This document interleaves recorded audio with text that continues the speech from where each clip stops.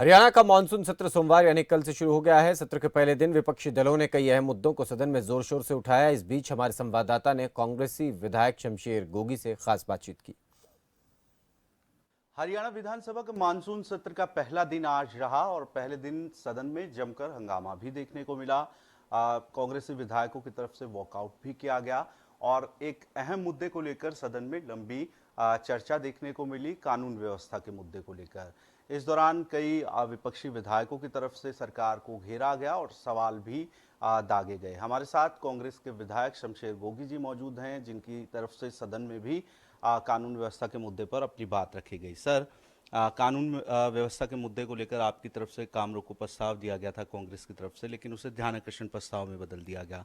कई मुद्दे आपने कानून व्यवस्था को लेकर सदन में उठाए। धन्यवाद। देखो, ऐसे है कि अगर काम रोको प्रस्ताव होता तो ज़्यादा लोगों को बोलने का मौका मिलता, और जबकि ये लॉ एंड ऑर्डर का एक राजनीतिक मुद्दा नहीं है, ये एक सामाजिक व्यवस्था का मुद्दा है।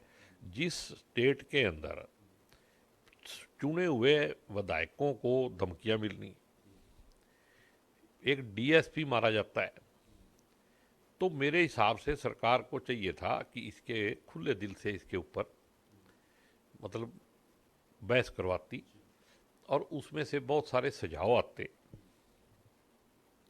और उन पे अगर सरकार अमल करती। मतलब मैं कहूँ भी बीजेपी गलत कर रही है, बीजेपी कहे कि कांग्रेस गलत कर रही है, तो इससे तो कोई सल्यूशन होगा नहीं ना। जनता तो वहीं की वहीं दुखी रहेगी। और जनता का विश्वास जब लॉ एंड ऑर्डर की सिचुएशन में सरकार में ना रहे तो फिर जनता कहाँ जाएगी। पुलिस मजबूत होगी तो बदमाश भाग जाएंगे, अगर पुलिस कमज़ोर होगी तो बदमाश आ जाएंगे। अब हरियाणा की पोजीशन ये है कि कहीं भी गैंगवार हो जाए, कुछ हो जाए, तो आपको पता लगेगा शूटर कहाँ का है, हरियाणा का। देखो, एक तरफ हमारे बच्चे इतने बड़े बड़े गोल्ड मेडल लेके आ रहे हैं और दूसरी तरफ हमने खुद बेरोजगारी बढ़ा दी, महंगाई बढ़ा दी। उसकी वजह से ये जो लॉ एंड ऑर्डर की सिचुएशन है ये ख़राब हो रही है। और मैं, हालांकि वहाँ तो शोर मच गया, एक बात मैं कहना चाहता था वहाँ भी लॉ एंड ऑर्डर की वजह से गुड़गांव का बिजनेस डाउन हो रहा है और नोएडा अप हो रहा है। वहाँ पे लॉ एंड ऑर्डर की लोग ज़्यादा विश्वास कर रहे हैं, यहाँ पे लॉ एंड ऑर्डर में लोगों का विश्वास खत्म होता जा रहा है और व्यापारी जो है, बड़ा बड़ा बिजनेसमैन जो है, वो गुड़गांव छोड़ के नोएडा की तरफ भाग रहा है। तो सरकार को इस बात का संज्ञान लेना चाहिए। ये किसी व्यक्ति विशेष का मामला नहीं है, ये पूरी स्टेट का मामला है। ध्यान आकर्षण प्रस्ताव लाया गया और भी इस तरीके के प्रस्ताव जिन पर चर्चा होती है।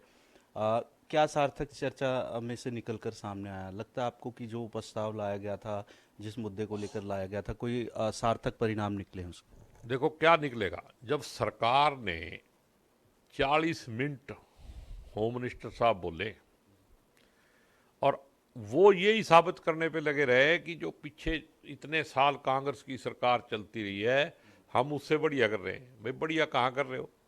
तुम तो कहते हो राम राज आ गया। अगर राम राज आ गया तो फिर ये लोग क्यों मर रहे हैं? क्योंकि जी अभी 2 दिन की कार्रवाई अभी बाकी है। 2 दिन में कौन से ऐसे बड़े मुद्दे रहने वाले हैं जिन्हें उठाया जाएगा आपकी तरफ से, कांग्रेस की तरफ से? नहीं, देखो, अगर कल 0 आवर है, अगर बोलने का मौका मिलेगा तो उसमें उठाया जाएगा। एक बहुत बड़ा मुद्दा चल रहा है, शामलात और मुश्तरका मालकान की जो ज़मीन है वो किसानों के खाते में से काटी गई और वो कहीं कहीं अलॉट कर दी गई। वो पहले हाई कोर्ट से किसान जीत गए थे, सुप्रीम कोर्ट में एक जज है हेमंत गुप्ता जी, मेरा क्लास फेलो भी है वो, लेकिन उसने एक ऐसा फैसला दे दिया जिससे पूरे समाज में मतलब एक बहुत ही गलत फैसला। भाई जिसका हक है, जो अंधभगत देश के खिलाफ ऐसा माहौल बना रहे हैं, भाई अगर तुम इतने ही सच्चे देशभगत और पक्के आरएसएस के राष्ट्रवादी हो तो फिर छोड़ दो ना उनकी जमीन। और सबसे ज़्यादा बीजेपी और आरएसएस वालों के पास है। धन्यवाद सर। तो ये थे हमारे साथ शमशेर गोगी। और जिस तरीके से आज कानून व्यवस्था के मुद्दे को लेकर सदन में तमाम बातें रखी गई, उसमें कई सुझाव उनकी तरफ से दिया गया और साथ ही कानून व्यवस्था के मुद्दे को लेकर सरकार को घेरा गया। साथ ही आने वाले 2 दिनों में भी और जो मुद्दे हैं प्रदेश के, उनको सदन में उठाया जाएगा। खबर फास्ट के लिए चंडीगढ़ से वीडियो जर्नलिस्ट अश्विनी के साथ अनिल कुमार। चलिए, इसी के साथ इस बुलेटिन में फिलहाल इतना ही। दीजिए इजाजत। नमस्कार।